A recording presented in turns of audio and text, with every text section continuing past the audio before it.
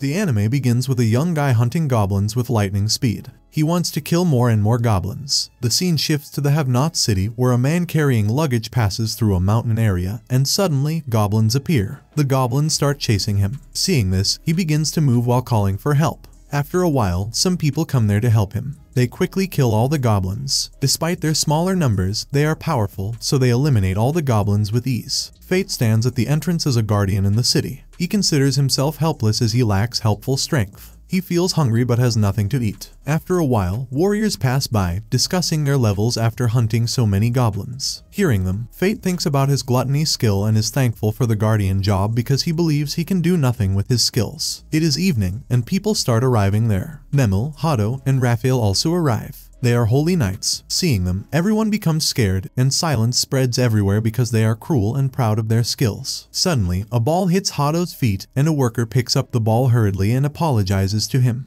But Hado kicks him away as holy knights consider themselves very powerful but are rude. Then, they move forward, and the worker's life is spared. Seeing their behavior, everyone talks about Roxy hard as she is also a holy knight, but she is polite, friendly, and everyone likes her. Holy knights then approach Fate and ask him about his job. Raphael throws some coins in front of him and asks Fate to pick them up. Fate has to follow their orders and starts picking up the coins. The holy knights are cruel and begin to beat him badly because they believe that they provide him with proper food, but they are at the peak of their cruelty. Raphael kicks and throws him away. Then Memel starts reminding him of their favors, that God didn't give him any skill, but still, they listen to him. Hearing this, Fate starts thinking about his useless skill and complains to God. Hado again orders him to get up, but he kicks him again. Suddenly, Roxy arrives and stops the Holy Knights. She tells them that this behavior doesn't suit the Holy Knights. Raphael replies that it's not a big deal as they pay Fate for his work, but Roxy disagrees with them, as Holy Knights are responsible for saving people from monsters. After hearing Roxy, the Holy Knights leave and ignore her, but Roxy extends her hand to Fate and stands up to encourage him as she has a soft spot for him. She wipes the blood off his face, and after taking his shift, she tells Fate to inform her if the Holy Knights bother him again.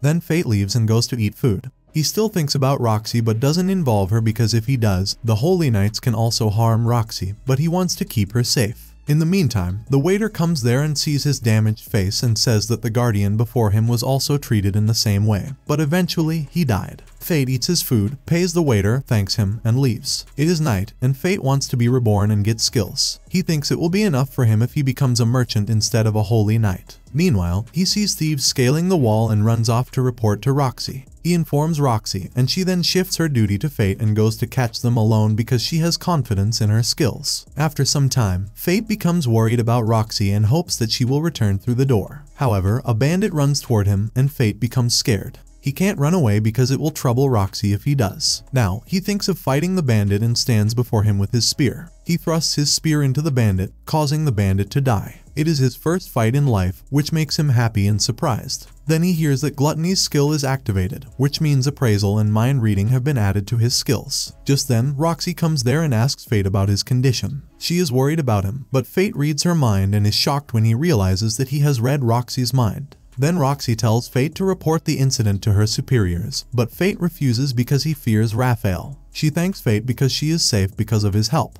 Roxy then offers Fate a job at her house. She asks him to make decisions because it's his right to make decisions in life. She motivates him and says not to worry about the Holy Knights. Then Fate agrees, which makes Roxy happy. Fate is very surprised by Roxy because someone is speaking to him nicely for the first time in his life. Fate thinks about his skill while sitting in the room and realizes that he now has a skill that allows him to read people's minds. He also remembers how he read Roxy's mind. Due to the activation of Gluttony, he feels some changes in his body. Because of his skill, he thinks he can now fight monsters. The next day, he goes out to buy some weapons as he wants to fight monsters. There, the shopkeeper asks him about his budget, so that he can show him swords within his price range. Fate then shows him 2 silver coins, which the shopkeeper considers as a sign of him being poor. He then tells Fate that sword weapons are expensive, and all he can afford are the trash weapons in the dustbin. Fate wants a sword at any cost, so he sees the trash weapons. He assesses the strengths of the weapons using his appraisal skill, which allows him to come that the sword he's examining has 0 durability and strength. He checks many swords, but they all have 0 strength. After a while, he picks up a dirty sword, and the sword starts talking to him. He is shocked by listening to the sword named Greed.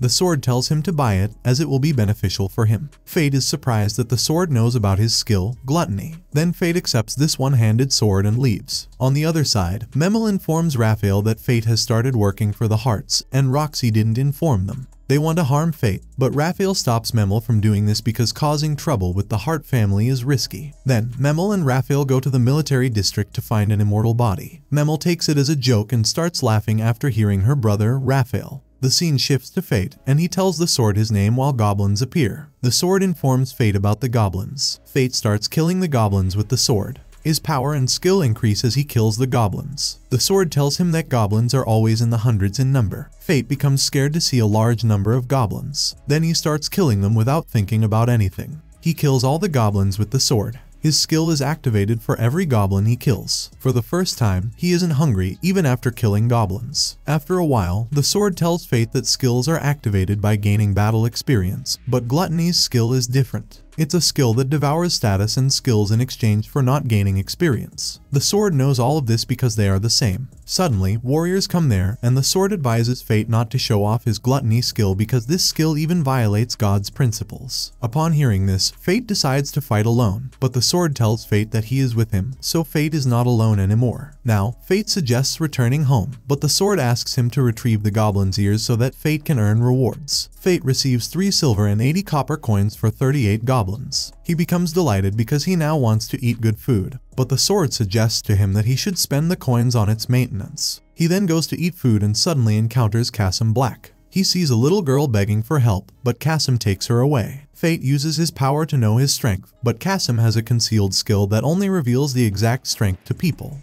Fate then decides to help the little girl. Kasim takes the little girl to a secluded room where he tells her that she is safe and now she has to work for the Holy Knights. The little girl is terrified because she is alone there. She starts to cry, but Kasim begins laughing at her tears. Fate observes all of this secretly, and that's the end of the video. As always, if you liked what you saw, subscribe to the channel. I'll be uploading a lot of videos just like this one, and I'll see you in the next one. Till then, goodbye.